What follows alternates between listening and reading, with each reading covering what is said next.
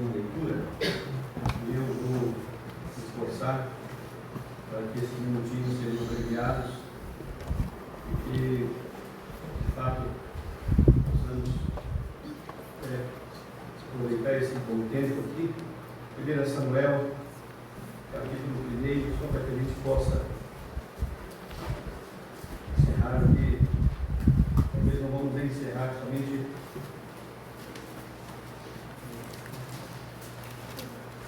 uma outra oportunidade, que a gente volte aqui, permitindo Deus, vamos falar um pouquinho mais. Então, nós falamos aqui em 1 Samuel, no estado da nação de Israel, como estava o sacerdócio, a nação, totalmente afastada de Deus, em trevas. E o livro de Juízes é o livro, se a gente pode dizer, mais sujo, podemos dizer, de pecados daquela nação. O livro passa todo o tempo falando do afastamento, das muitas idas e voltas. Então, Juízes e Ruth e Samuel, e 2 Samuel fazem parte dessa história. E nós começamos falando de uma família, a família de Eucana. Nós começamos a falar de Eucana. Falamos de uma mulher cujo nome é Ana. E Deus vai chamar a nação de Israel novamente. Deus vai valer de um instrumento tão fraco, tão frágil, como uma mulher chamada Ana. Essa mulher se colocou na brecha, não se conformou com o seu lar em ruína, seu lar estava totalmente fora do padrão divino, seu marido colocou uma outra mulher dentro do seu próprio lar. Ana é a esposa, Ana foi com quem Eucana tinha contraído o seu casamento, mas Penina está ali. E é essa mulher que nos é apresentada aqui nesse capítulo, que chama a nossa mente. Então nós vamos ler esses últimos versículos, comentar um pouquinho, versículo 20 até o 28. Sucedeu que, passando algum tempo, Ana concebeu e deu à luz a um filho, e chamou o seu nome Samuel, porque dizia ela: o tenho pedido ao Senhor. E subiu aquele homem Eucana com toda a sua casa a oferecer ao Senhor o sacrifício anual em cumprir o seu voto. Porém ela não subiu, mas disse ao seu marido: quando o menino for desmamado, então o levarei para que apareça perante o Senhor, lá fique para sempre. E Eucana, seu marido, lhe disse: faz o que te bem parecer aos seus olhos, fica até que o desmame. Então somente confirme o Senhor a sua palavra. Assim ficou a mulher e deu leite a seu filho, até que o desmamou. E o havendo desmamado, tomou consigo com 3 bezerros, e uma erva de farinha, e um odre de vinho, e levou-o à casa do Senhor em Siló, e era o menino ainda muito criança. E degolaram um bezerro, e trouxeram o menino a Eli. E disse ela: ai, meu Senhor, viva a tua alma, meu Senhor. Eu sou aquela mulher que aqui esteve contigo para orar ao Senhor. E por esse menino orava eu. E o Senhor atendeu a minha petição que eu lhe tinha feito. Por isso também ao Senhor eu o entreguei por todos os dias que viver. Pois ao Senhor foi pedido, e adorou ali ao Senhor. Então é essa mulher que começamos a falar dela, uma mulher estéril, uma mulher que a sua madre, o seu útero foi fechado, era uma provisão de Deus. Eu quero ler com os irmãos ainda, nós vamos ler, a palavra de Deus vai nos dar, vamos começar em Provérbios 2:17, rapidamente. Eu quero animar os meus irmãos, as minhas irmãs em Cristo, e essa leitura vai nos ajudar. Nós vamos fazer uma corrida breve. Provérbios 2:17. E o Senhor espera de nós em nossos casamentos, nós, eu vou dizer, nós, os maridos, nossas esposas. Então vamos olhar rapidamente Provérbios capítulo 2.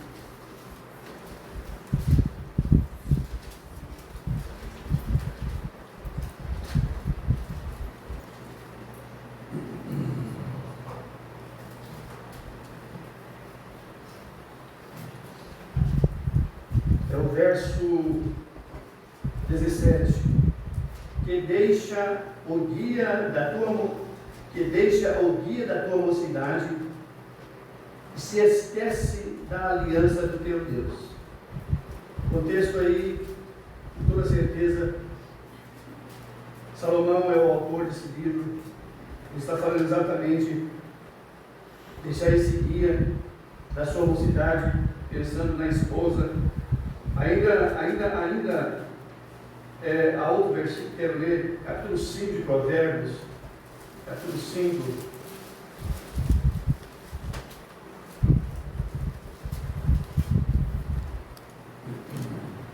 verso 18: seja bendito o teu manancial e alegre-te com a mulher da tua mocidade.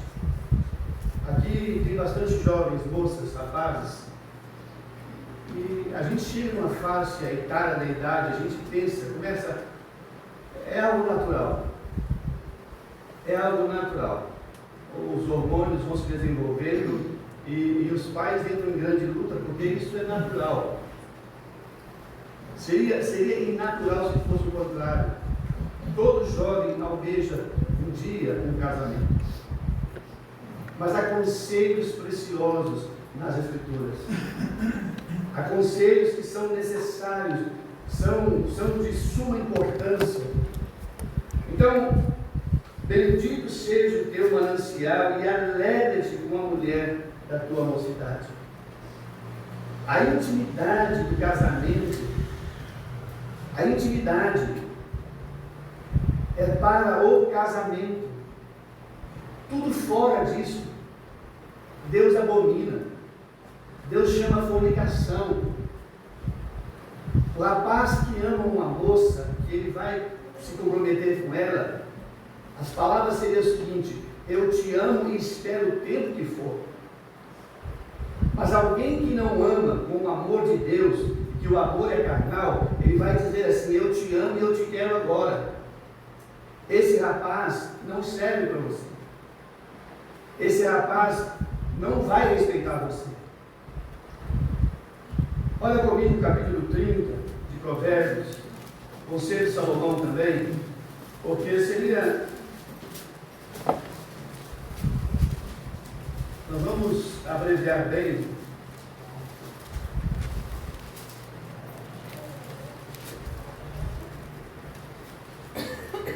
É capítulo 30, tá, amigos? Capítulo 30. Verso 18 e 19.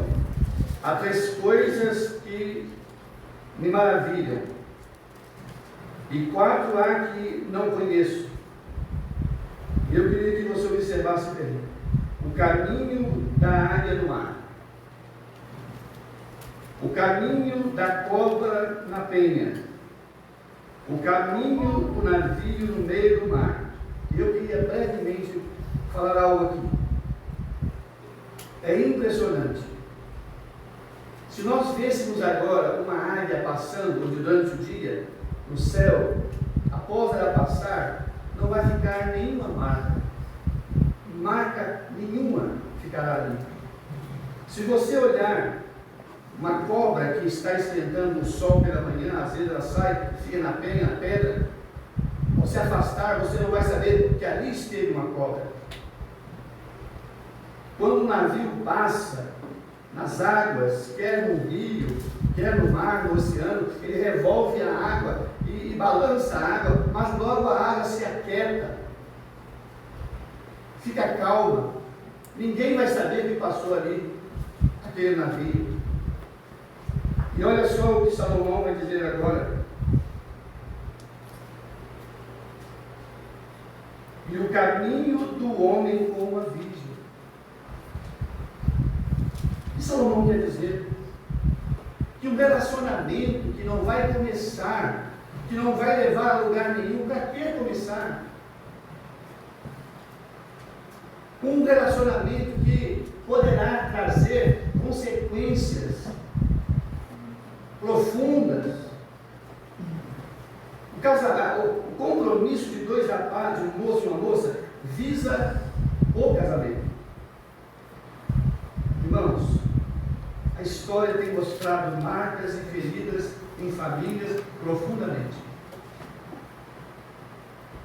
Famílias machucadas, feridas, separadas. Porque isso tem acontecido em grande quantidade. Então eu queria deixar essa palavrinha também para os jovens aqui. Eu quero dizer, tanto os rapazes quanto as moças, tanto os rapazes precisam pensar, e os pais pensar, meu filho é homem. E há um ditado que há muitos ditados que o homem não se mancha fácil. Não é verdade. O mesmo princípio que você, pai, tem para sua filha, o pai que tem um filho tem que ter o mesmo princípio. Eu não quero ver o meu filho, de forma alguma, abusando do relacionamento com uma irmã, filha de um irmão. É esse princípio que tem que estar na nossa mente. Irmãos, não é radicalismo, irmãos, de forma nenhuma. Mas o mundo tem um padrão aberto. O namoro desse mundo, eles trocam. O fulano ficou com a fulana, e a Beltrana ficou com o fulano, e trocam um com o outro. Não é esse padrão de vida. Não é esse padrão que o Senhor quer para as suas filhas. Então eu queria ter dado essa palavrinha aos jovens aqui. Agora, queria que a gente lesse também, irmãos, no capítulo 5 de Provérbios, já estamos...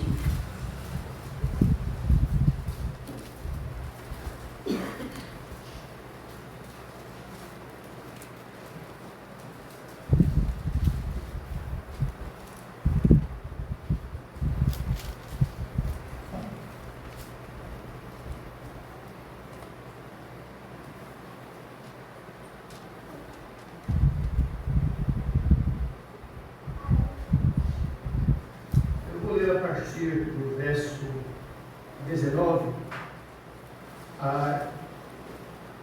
quero que você entenda com muito temor que eu disse que a intimidade do casamento, é para o casamento. Então as Escrituras é muito clara quanto a isso. E ele diz assim, como serva amorosa, ele usa linguagens, como gazela graciosa, seus seios se saciam todo o tempo, e pelo seu amor seja atraído perpetuamente. E por que, filho meu, te deixarias atrair por outra mulher, e te abraçarias ao peito de uma estranha? Eis que o caminho do homem está perante os olhos do Senhor, e ele pesa todas as suas veredas. Nós estamos falando, irmãos, de uma família, a família de Eucana. O Eucana colocou uma perilha dentro de casa. Irmãos, as famílias têm de alguma forma, por que não dizer famílias crentes, no meio do testemunho do povo de Deus, coisas estranhas têm acontecido. E não é só o aspecto, os homens, mulheres também. Irmãos, Deus abomina esse tipo de prática. Ele diz que o Senhor pesa em balança. Ele diz que eis que os caminhos do homem estão perante os olhos do Senhor, e ele pesa todas as suas veredas. E quanto ao ímpio, as suas iniquidades o prenderão, e com as portas do seu pecado será detido. Ele morrerá porque desavisadamente andou, e pelo excesso da sua loucura se perderá. Eu não quero crer que um crente anda desavisadamente. Vamos para o livro agora de Malaquias, e eu faço as aplicações leves ali, no capítulo que li, Malaquias.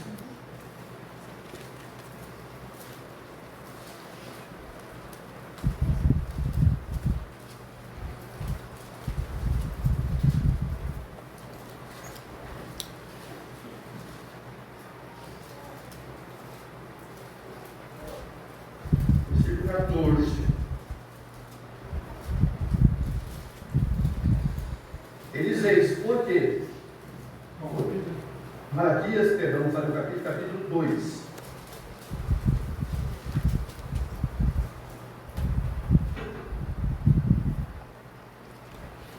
E dizeis, por quê? Porque o Senhor foi testemunha entre ti e a mulher da tua mocidade, com a qual tu foste desleal, sendo ela a tua companheira e a mulher da tua aliança.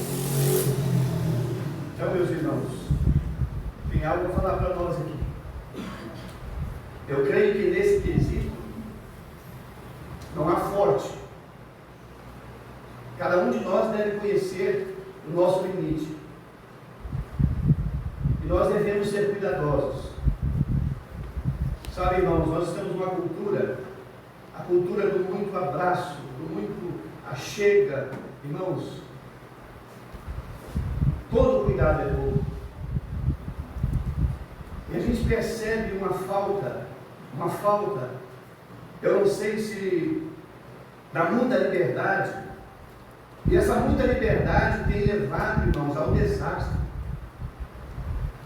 As coisas que têm acontecido no meio do povo de Deus, coisas que não poderiam acontecer de forma nenhuma, e de repente aquela liberdade avança,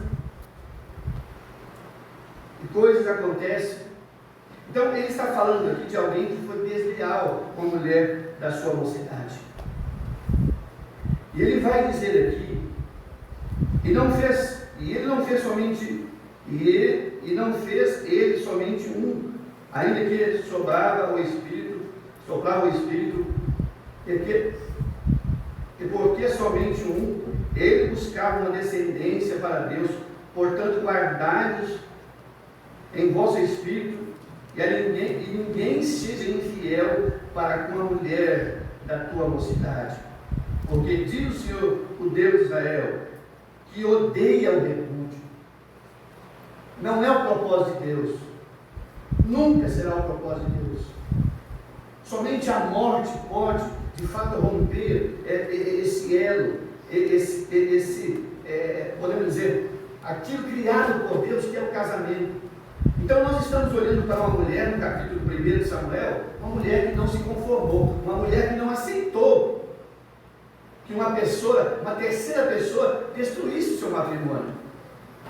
Venerado entre todos seja o matrimônio, o leito sem mácula. Será que nós amamos os nossos cônjuges, irmãos, hoje, mais do que nós amávamos quando nós começamos? Porque, será que você ama a sua esposa hoje, mais do que você amava ela naqueles primeiros dias? Eu quero acreditar que sim. Porque tem que ser assim. E o casamento é uma construção para a vida inteira. O casamento é essa instituição que Deus estabelece, é algo que nós alimentamos a vida inteira. Conquistas. E nós estamos então olhando para um casamento que tinha praticamente descido para o ralo, descido a ladeira. Porque alguém entrou naquela relação. Mas, irmãos, a partir de agora, a partir desse capítulo aqui, a Penina some. A Penina vai sair totalmente de cena. Porque quando Deus trabalha, irmãos, Ele restaura. Ele é capaz de restaurar um casamento sem vida. Ele é capaz, sim, de dar ao coração o perdão, o amor. É construído nessa base. Por causa daquela obra da cruz, o sangue da cruz. Então é isso que nós estamos pensando aqui. Eu queria mostrar para você uma vitória de Ana. Vire comigo uma página, no capítulo 2. O tempo é pequeno. Rapidamente, capítulo 2. Ela tinha o Samuel que ela levou, ela vai levar. Olha no verso 21 do capítulo 2. O verso 20 também. E Eli abençoava a Eucana e sua mulher, e dizia: o Senhor te dê descendência dessa mulher pela petição que fez ao Senhor. E voltaram para o seu lugar. Verso 21 agora. Visitou, pois, o Senhor a Ana, que concebeu, e deu à luz a 3 filhos e 2 filhas. Meus irmãos, que Deus gracioso, esse Deus que age em graça, em favor. Então nós estamos olhando uma mulher que carregava um oprobio, que carregava um peso, que era ridicularizada pela sua rival. Agora a coisa mudou de lado. E o casal está unido, irmãos. O casal agora estão juntos. Irmãos, eu creio que Deus restaura o casamento. Se perdeu do caminhada. Relacionamentos. Deus restaura. Ele é aquele Deus da restauração. E ele deseja fazer isso em nossos casamentos. Porque a vida conjugal, ao longo da vida, coisas vão acontecer. Renúncias, reconciliações e perdão. Tem que haver, porque são 2 pessoas diferentes que foram chamadas para viver juntas e vão ter que conciliar, irmãos. Vão ter que renunciar muita coisa, perdoar muita coisa. E é assim, essa é a realidade do casamento. Então, quando nós olhamos para essa mulher, primeiramente ela diz que esse menino foi pedido ao Senhor, ela deu o nome de Samuel. E chegou no dia daquele homem subir para Jerusalém, para a festa que ele fazia anualmente, no verso 21 do capítulo 1. Ana, porém, não subiu. Ana não subiu. Mas disse a seu marido: quando o menino for desmamado, então o levarei para que apareça perante o Senhor e lá fique para sempre. Eu falei ontem aqui que esse casal conversava. Irmãos, um lar onde tem diálogo, é necessário ter diálogo. A mulher não pode fazer nada escondido do seu marido. Quantas coisas as esposas escondem do seu esposo? Não conta do seu pai. Não conta. Lares, talvez, onde é mentira. É marcado pela mentira. E por que não dizer que esse mesmo esposo também, muitas vezes, age dessa mesma maneira? Então nós estamos olhando um casal que estão conversando, eles têm diálogo entre eles. A conversa aqui é uma conversa séria. Irmãos, esse menino, ele tem aproximadamente 3 anos, 3 para 4 anos. O Isaac foi desmamado com 5 anos. Eu estou pensando que aproximadamente essa faixa etária, Ana falou: olha, Eucana, dessa vez eu não vou. Mas ela conversa com ele. Ela é uma mulher submissa. Irmãos, esse mundo de submissão é coisa do passado. A mulher tem o mesmo direito, tem o mesmo lugar. Logicamente, diante de Deus, ambos são igual, mas Deus coloca papel diferente no lar. O homem é o cabeça do lar. E Deus espera que cada um cumpra o seu papel. Irmãos, essa mulher lamentou o seu filho. Eu vou falar brevemente para terminar aqui. Eu moro perto de uma creche. De manhã cedo as crianças chegam ali e é um choro tão alto que as mães vão passar o dia inteiro fora. Aquelas crianças vão ser entregues a uma instituição que vai educá-los ali desde pequeno, vão destruir alicerces, fundamentos. Irmãos, o padrão desse mundo mudou, o padrão de Deus não. Deus espera que o marido seja provedor. Não tem nada errado a esposa ajudar o esposo. Não tem nada errado a esposa trabalhar. Não estou dizendo isso, irmãos. Longe de mim. Mas nós estamos olhando, irmãos, uma sociedade totalmente fora, longe dos propósitos de Deus. E o que nós estamos olhando são lares totalmente perdidos. Nós mandamos nossos filhos para a escola, e lá na escola, tudo aquilo que nós ensinamos como base cristã para eles, é destruído lá, irmãos. Eles voltam com a mente totalmente profanada para descrer a verdade das Escrituras. Então essa mãe, ela fez um propósito: eu vou amamentar o meu filho, eu vou ensinar ele as sagradas letras, como a mãe de Timóteo. Eu vou ensinar as sagradas letras para Samuel, para que Samuel, ele está indo para um lugar muito perigoso, ele está indo para onde está homens perversos, mas eu vou ensinar o meu filho como se comportar. Olha o que o Eucana vai falar para o verso 23. E Eucana, Samuel, lhe diz: faz o que bem te parecer aos seus olhos. Um tratamento respeitoso, algo que é tão importante isso. Faz o que bem parecer aos teus olhos, Ana. Fique até que o desmame, então somente confirme o Senhor a sua palavra. Assim ficou a mulher e deu leite a seu filho até que o desmamou. Aquela mãe gastou tempo. A mãe de Moisés gastou tempo com ele. Os primeiros meses, até que ela colocou ele no cesto junto. E foi levado pela filha de Faraó para o palácio. Agora eu quero caminhar para o fim.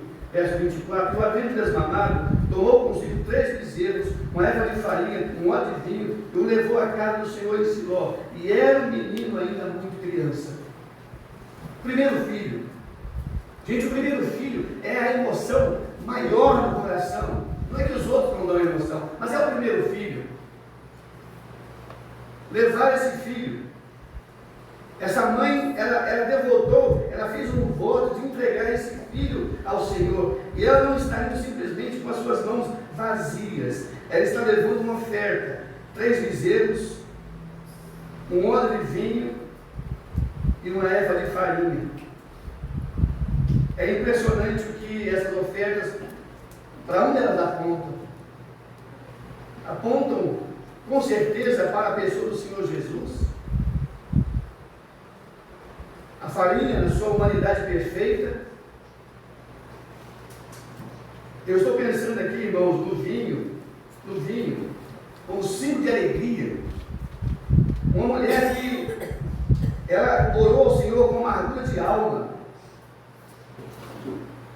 No verso 25: e degolaram o bezerro e trouxeram o menino a Eli. Eu só quero que você observe uma coisa. E disse ela: ah, meu Senhor, viva a tua alma, meu Senhor. Eu sou aquela mulher que aqui esteve contigo para orar ao Senhor. Estamos olhando para uma mulher que tinha hábito de oração. Hábito de oração. Essa mulher não orava circunstancialmente. Essa mulher orava. Deus está desejoso. Que haja mulheres de oração. Que haja mãe de oração. Que haja esposa de oração. Essa mulher não se conformou em ver o seu lar destruído. E ela orava ao Senhor, perante o Senhor. Olha o verso 27. Por este menino orava eu. Ana não estava pensando simplesmente em ter um filho para mostrar para Penina, não. Ela pensava no sacerdócio. Ela pensava naquele menino que iria ser para o Senhor. Irmãos, são ambições que nós podemos desejar para os nossos filhos. São ambições que nós devemos desejar para os nossos filhos e filhas. Não há nada errado. Eu quero perguntar aqui nessa noite: será que existe nesse lugar aqui alguém que você podia dizer, por esse ou por esta eu orava, e hoje eu estou vivendo aqui? Por esse irmão, por essa irmã, eu orava e agora eu estou vendo essa pessoa aqui. Irmãos, que Deus, na graça dele, que esse Deus nos ajude, que esse Deus nos dê graça suficiente para desejar o que Ana desejou. De fato, nossos lares sejam marcados pelo temor, Eu respeito muito nossos cônjuges, não julgue tarde, para ponderar, será que eu preciso melhorar? Eu posso melhorar mais do que algo que Deus quer de mim? Eu, marido, a esposa perguntar, será que eu posso melhorar mais um pouco? Há espaço, há lugar, e Deus diz que você pode sim, que você deve. O Senhor nos ajude. Amém.